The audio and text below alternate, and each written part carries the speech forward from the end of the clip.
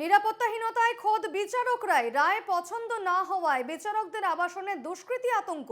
যৌন নিগ্রহের মামলার রায় পছন্দ না হওয়ায় হামলা বলে সন্দেহ বিচারকদের।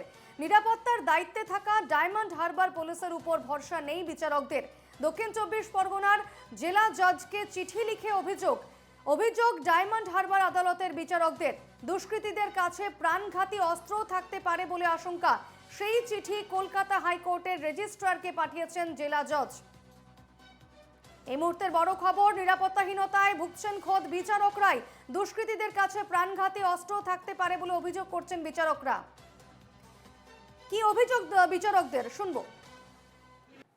আমাদের বলেছে ব্যাপারটা খুবই উদ্বেগের বিষয়। জজ সাহেবদের যদি নিরাপত্তা না থাকে, আমাদের মতো সাধারণ উকিল যারা আমরা কন্টিনিউ এখানে প্র্যাকটিস করি, কোন জজ সাহেবের উপরে? ACM learning ACM court. কি নাম ওনার? আমরা এই মুহূর্তে আমার ঠিক মনে পড়ছে মানে ওনার বাড়ি, ওনার আবাসন যেখানে জজ সাহেবরা থাকে, সেই আবাসনে ওনার উপরে কি আক্রমণ হয়েছে? ওনার ওখানে উনি যেখানে থাকেন সেই ঘরের গেট ফেট ধরে টানা হেজড়া করা হয়েছে, বিদ্যুৎ সংযোগ বিচ্ছিন্ন করার চেষ্টা করা হয়েছে। এইসব ব্যাপার উনি তারপর থানায় খবর দেন, পুলিশ আসার আগেই ওরা পালিয়ে যায়। এরকম একটা ঘটনা ঘটে।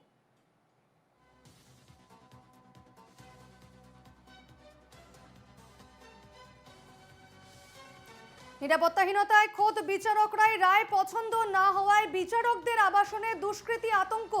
যৌন নিগ্রহের মামলার রায় পছন্দ না হওয়ায় হামলা বলে সন্দেহ বিচারকদের। নিরাপত্তার দায়িত্বে থাকা ডায়মন্ড হারবার পুলিশের উপর ভরসা নেই বিচারকদের। দক্ষিণ ২৪ পরগনার জেলা জজকে চিঠি লিখে অভিযোগ ডায়মন্ড হারবার আদালতের বিচারকদের।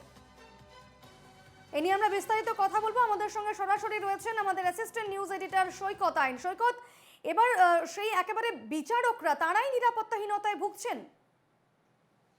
দেখো, এই মুহূর্তে একটি চাঞ্চল্যকর খবর নিয়ে গোটা বাংলা আলোড়িত হচ্ছে। আমরা বিগত কয়েকদিন ধরে দেখছিলাম যে একজন তরুণী চিকিৎসককে আরজি করের ভেতরে তিনি ডিউটিরত অবস্থায় তাকে ধর্ষণ করে খুন করা হয়। তারপর গোটা বাংলার চিকিৎসক মহল সরব হচ্ছিলেন যে সরকারি হাসপাতালে কোনো চিকিৎসকদের নিরাপত্তা নেই। এবং আজকে আমরা যে খবর এই মুহূর্তে ব্রেক করছি, সেটা গা শিউরে উঠছে। তুমি ভাবতে পারো যে বিচারপতিদের আবাসনে গিয়ে দুষ্কৃতীরা সেখানে হুমকি দিয়ে আসছে। বিচারপতিরা অভিযোগ করছেন যে সেখানে বিদ্যুতের লাইন কেটে দেওয়া হচ্ছে, জলের লাইন কেটে দেওয়া হচ্ছে। এবং বিচারকরা মনে করছেন যে সেখানে অস্ত্র নিয়ে তারা যেতে পারে। আতঙ্কে তারা দিন গুনছেন। এই মুহূর্তে আমরা যে খবর পাচ্ছি যে সেই জেলার পুলিশ আধিকারিকদেরকে জানানো হলেও পুলিশ কোনো ব্যবস্থা নেয়নি। এত বড় অভিযোগ উঠছে। আর এই মুহূর্তে আমার হাতে রয়েছে ডিস্ট্রিক্ট জাজ সাউথ ২৪ পরগনা, তাকে পাঠানো ওই বিচারপতি আবাসনে বিচারকদের সেই চিঠি, যে চিঠিতে এই বিস্ফোরক কথাগুলি তারা উল্লেখ করছেন। এই চিঠি পাঠানো হয়েছে কলকাতা হাইকোর্টের রেজিস্ট্রার জেনারেলকে, এই চিঠি পাঠানো হয়েছে জেলা জজকে। তারা বলছেন যে তারা আতঙ্কের মধ্যে দিয়ে যাচ্ছেন। আমরা একটু আগে তিনজন বিচারপতির সঙ্গে কথা বলেছি। আমরা কথা বলেছিলাম সুপ্রিম কোর্টের প্রাক্তন বিচারপতি এক্স জাস্টিস অশোক গঙ্গোপাধ্যায়ের সঙ্গে। আমি কথা বলেছিলাম কলকাতা হাইকোর্টের প্রাক্তন বিচারপতি অভিজিৎ গঙ্গোপাধ্যায়ের সঙ্গে। আমি একটু আগে কথা বলেছিলাম কলকাতা হাইকোর্টের প্রাক্তন বিচারপতি সৌমিত্র সেনের সঙ্গে। তারা প্রত্যেকে বলছেন এটা জুডিশিয়ারির ওপর আঘাত, এটা ভয়ঙ্কর ঘটনা। এত বড় ঘটনা বাংলায় ঘটে চলেছে, এটা কিভাবে সম্ভব হতে পারে যে বিচারপতিদের রায় বা বিচারকদের রায় পছন্দ না হলেই। আমরা দেখেছি কলকাতা হাইকোর্টে যে একজন বিচারকের তার যে ঘর, সেই ঘরের যে দরজার মূল ফটকে হ্যাশবল টেনে দেওয়া হয়েছিল। আমরা দেখেছিলাম আরো একটি ঘটনায় আমরা দেখেছিলাম যে মুখ্যমন্ত্রী মমতা বন্দ্যোপাধ্যায় বারবার করে বিভিন্ন বিচারপতিদের রায় পছন্দ না হওয়ায় তিনি সমালোচনা করেছেন। আমরা দেখেছিলাম একজন বিচারপতির তার রায় পছন্দ না হওয়ার কারণে তিনি একজন জামিন পেয়েছেন বা তাকে রক্ষা কবচ দেওয়া হয়েছে, তার বাড়ির সামনে পোস্টার সাটিয়ে দেওয়া হয়েছে। আর এবার সরাসরি বিচারকদের আবাসনে গিয়ে হুমকি দেওয়া হচ্ছে। চাঞ্চল্যকর ঘটনা। বাংলায় চলছেটা কি? বাংলায় কোন পরিস্থিতি চলছে? আমরা কথা বলেছিলাম বিচারপতিদের সঙ্গে, তারা বলছেন বাংলায় অবিলম্বে রাষ্ট্রপতি শাসন জারি হওয়া প্রয়োজন। বিচারপতিরা যদি সুরক্ষিত না থাকেন তাহলে কি হতে পারে? আমরা দেখেছি এর আগে। সৈকত, তুমি সঙ্গে থাকো, আমরা শুনবো একবার ঠিক কি অভিযোগ করছেন বিচারকরা। ক্লাসে আমাদের বলেছেন ব্যাপারটা খুবই উদ্বেগের বিষয়। জজ সাহেবদের যদি নিরাপত্তা না থাকে, আমাদের মতো সাধারণ উকিল যারা আমরা কন্টিনিউ এখানে প্র্যাকটিস করি, কোন জজ সাহেবের উপরে? ACGM learning ACGM court. কি নাম ওনার? আমরা এই মুহূর্তে আমার ঠিক মনে পড়ছে না। মানে ওনার বাড়ি, ওনার ওনার কটা যাদের আবাসন যেখানে জজ সাহেবরা থাকে, সেই আবাসনে ওনার উপর কি আক্রমণ হয়েছে? ওনার ওখানে উনি যেখানে থাকেন সেই ঘরের গেট ফেট ধরে টানা হেজড়া করা হয়েছে, বিদ্যুৎ সংযোগ বিচ্ছিন্ন করার চেষ্টা করা হয়েছে। এইসব ব্যাপার উনি তারপর থানায় খবর দেন, পুলিশ আসার আগেই ওরা পালিয়ে যায়। এরকম একটা ঘটনা ঘটে। আমরা শুনবো ডায়মন্ড হারবার বার অ্যাসোসিয়েশনের সেক্রেটারি কি বলছেন। কি কারণে জজ সাহেবের উপরে আক্রমণ সেটা আমরা বলতে পারবো না। আক্রমণ হয়েছে কি না, জজ একজন হচ্ছে মুখ ঢাকা লোক নাকি জজ সাহেব আবাসনে ঢোকার জন্য রবিবার রাতে প্রচেষ্টা করেছিল। জজ সাহেবরা আমাদের ডেকেছিলেন, আলোচনা মিটিংয়ে ডেকেছিলেন, আমরা মিটিংয়ে গেছিলাম এবং আমরা বাদ থেকে সমস্ত এই ব্যাপারে যাবতীয় প্রয়োজনীয় সাহায্য করা অঙ্গীকার করেছি। কারণ আমরা মনে করি জুডিশিয়াল সিস্টেম হচ্ছে ডেমোক্রেসির one of the pillar. Judicial সিস্টেমে আক্রমণ হলে আমরা এর প্রতিবাদ করছি। পুলিশ সঙ্গে সঙ্গে হচ্ছে আমাদের যে অ্যাডিশনাল এসপি মিঠুনদের নির্দেশে সঙ্গে সঙ্গে পুলিশ ঘটনাস্থলে পৌঁছে এবং হচ্ছে পুলিশ সিসিটিভি ফুটেজ জোগাড় করেছে এবং হচ্ছে পুলিশ পুলিশ তদন্ত চালাচ্ছে। এবং আমাদের যিনি এমপি অভিষেক বন্দ্যোপাধ্যায়, উনি নিজে নির্দেশ দিয়েছেন প্রয়োজনীয় ব্যবস্থা নেওয়ার জন্য এবং আমরা বার অ্যাসোসিয়েশন সর্বতোভাবে সাহায্য করছি। যদি কেউ অন্যায় করে থাকে তার বিরুদ্ধে আমরা প্রতিবাদ করার জন্য। আমরা সৈকতের কাছে যাব, তবে তার আগে শোনাবো কি এই বিষয়টি নিয়ে কি বলছেন আইনজীবী বিকাশ রঞ্জন ভট্টাচার্য।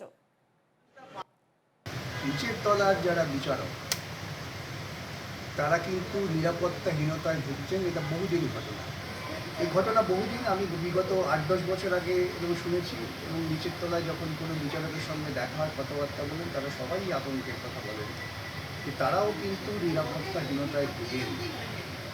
আমরা ইতিপূর্বে দেখেছি আলিপুরে যখন নাকি মদন মিত্র সেই বেলের সময় আপনারা দেখেছেন কীভাবে বিচারকের উপর চাপ সৃষ্টি করা হয়েছিল আদেশ দেওয়ার জন্য। আইন শৃঙ্খলা পরিস্থিতি পশ্চিমবঙ্গতে ভেঙে পড়েছে, তার শ্রেষ্ঠতম নিদর্শন যে ঘটনাটা আজকে আপনারা বললেন, যে বিচারকরা পর্যন্ত তাদের নিরাপত্তা নিয়ে চিন্তিত, তারাও নিরাপত্তাহীনতায় ভুগছেন। তারা স্বাধীনভাবে আদেশ দিতে গেলে পরে তাদের উপর আক্রমণ হচ্ছে। কোথায় বসবাস করছি আমরা? গণতন্ত্র আছে কি?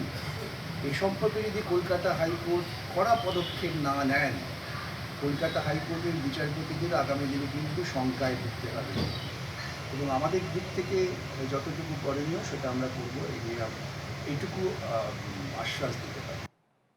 আমি আবারও ফিরবো সৈকতের কাছে। সৈকত, বিকাশ রঞ্জন ভট্টাচার্য, আইনজীবী বিকাশ রঞ্জন ভট্টাচার্য, তিনিও কিন্তু এই ঘটনায় বেশ উদ্বিগ্ন এবং তিনি যেমনটা বলছেন যে 8-9 বছর আগে তিনি আরও একবারও বলেছিলেন, তিনি বারবার বলেছিলেন যে বিচারকদের জীবনে প্রাণনাশের হুমকি রয়েছে, তারা নিরাপত্তাহীনতায় ভোগেন। দেখো দীপর্ণা, একটা বিষয় আমাদেরকে বুঝতে হবে যে বাংলায় দুষ্কৃতীরা কি এতই শক্তিশালী হয়ে উঠছে? হাসপাতালে ঢুকে একজন নার্সকে ধর্ষণ করে খুন করে চলে যাচ্ছে। বাংলায় দুষ্কৃতীরা কি এতই তারা কি এই জায়গায় পৌঁছে যাচ্ছে যে বিচারপতিদের আবাসনে ঢুকে তারা থ্রেট করছে? এমন জায়গায় পৌঁছে যাচ্ছে যে আমরা দেখছি এর আগে অনুব্রতর মামলায় আসানসোলের একজন বিচারককে সেখানে তাকে হুমকি চিঠি পাঠানো হয়েছিল।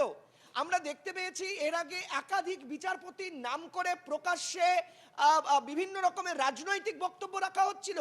আমরা দেখেছি বিচারপতিদের বাড়ির সামনে একেবারে পোস্টারিং করা হয়েছে। আমরা এও দেখেছি একজন বিচারপতি তার রায় বিভিন্ন সময় পছন্দ না হওয়ার কারণে তার স্বামীকে একটি রাজ্যের সংস্থা, তদন্তকারী গোয়েন্দা সংস্থা, তারা ডেকে পাঠাচ্ছেন। আমরা এরকম হাজার হাজার ঘটনা দেখছি বাংলার বুকে। বিচারপতিরা যদি নিজের স্বাধীন মতো কাজ করতে না পারেন, তারা গণতন্ত্রের একটি গুরুত্বপূর্ণ স্তম্ভ, যদি কাজ করতে না পারেন তাহলে মানুষ যাবে কোথায়? অর্থাৎ তিনি কি বিচারপতিদের কি আউট অফ সংবিধান কাজ করতে হবে? যা চাইছে দুষ্কৃতীরা সেই অনুযায়ী কাজ করতে হবে। যেমন আরজিকর হাসপাতালে দুর্নীতির চক্র চলছিল বলে অভিযোগ, তাহলে অনেকে বলছেন এই দুর্নীতির বিরুদ্ধে মুখ খোলার কারণেই হয়তো মেয়েটিকে হত্যা করা হয়েছে, প্রমাণিত নয়। কিন্তু এই অভিযোগ যদি সত্যি হয়ে থাকে তাহলে কি যারা এই ধরনের প্রতিবাদ করবেন তাদেরকে খুন ধর্ষণ হয়ে যেতে হবে? এই যে ভয়ঙ্কর দিকগুলো বাংলায় উঠে আসছে, কোথায় রয়েছেন রাজ্যের প্রশাসনিক প্রধান? কেন রাজ্যপাল এখন এ নিয়ে কোনো কথা বলছেন না? কেন কলকাতা হাইকোর্ট এখন এ নিয়ে কোনো পদক্ষেপ করছেন না? আমরা জানতে চাই যে যদি বিচার বিভাগ আক্রান্ত হয়, যদি বিচারপতিদের রায় পছন্দ না হওয়ার কারণেই এই ধরনের হামলা হয়ে থাকে, তাহলে আমরা কোথায় বাস করছি? আমরা সাধারণ মানুষের নিরাপত্তা কোথায়? বিচারপতি বা বিচারকরাই যদি সুরক্ষিত বোধ না একদম, করেন, একদম। পুলিশের ওপর ভরসা না রাখতে পারেন, মানুষ কি করবে? একদমই তাই, পুলিশের উপর ভরসা নেই বিচারকদের এবং স্বাভাবিকভাবেই রাজ্যের আইন শৃঙ্খলা নিয়ে একটা প্রশ্নচিহ্ন তো উঠছেই। কারণ যে বিচারকদের কাছে বা যে বিচারপতিদের কাছে আমরা সাধারণ মানুষ যারা যান বিচারের আশায়, সেই বিচারকদের জীবনেই প্রাণনাশের হুমকি বা তাদের জীবনেই যে নিরাপত্তাহীনতা, সেই নিরাপত্তাহীনতা তারা ভরসা রাখতে পারছেন না রাজ্য পুলিশের ওপর। এবং যে ছবি এই মুহূর্তে দেখা যাচ্ছে সত্যি একেবারে ভয়ঙ্কর একটা ছবি এবং ভয়ঙ্কর একটা দিক উঠে আসছে। আপাতত ধন্যবাদ সৈকত, পরবর্তীতে আবারও যোগাযোগ করব।